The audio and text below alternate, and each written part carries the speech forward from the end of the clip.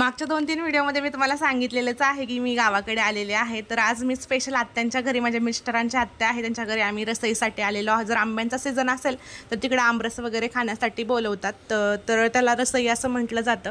तर त्यांनी चुलीवरचे मांडे बनवलेले होते, 1 नंबर मांडे झालेले. हे मी नाव पहिल्यांदाच ऐकलं होतं आणि हे मांडे जे आहेत मी पहिल्यांदाच खाल्लेले होते. तर एकदम कापसासारखे मऊ लुसलुशीत झालेले होते. ते कढईवरती बनवतात का काहीतरी भांडं असतं, मला पण एवढं माहीत नाही आहे, पण त्याच्यावरती त्यांनी बनवलेलं होतं. गव्हाच्या पिठाचा 1 नंबर झालेले. आणि या मांड्यांसोबत खाण्यासाठी त्यांनी चिकन, मटण आणि त्यासोबत अंडा करी बनवलेली होती. तर आम्ही दोघं नॉनव्हेज खात नाही, म्हणजे चिकन आणि मटण खात नाही, पण अंडा करी खातो, म्हणून आमच्यासाठी स्पेशल त्यांनी अंडा करी बनवलेली होती.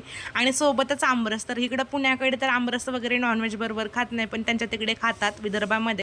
मी तर काय आमरस वगैरे खाल्ला नाही, फक्त अंडा करीच खाल्ली. तर तुम्ही कधी मांडे वगैरे खाल्ले तर कमेंट करून सांगा. आणि हा व्हिडिओ आवडला असेल तर आपल्या चॅनलला लाईक, शेअर आणि सबस्क्राईब करायला विसरू नका.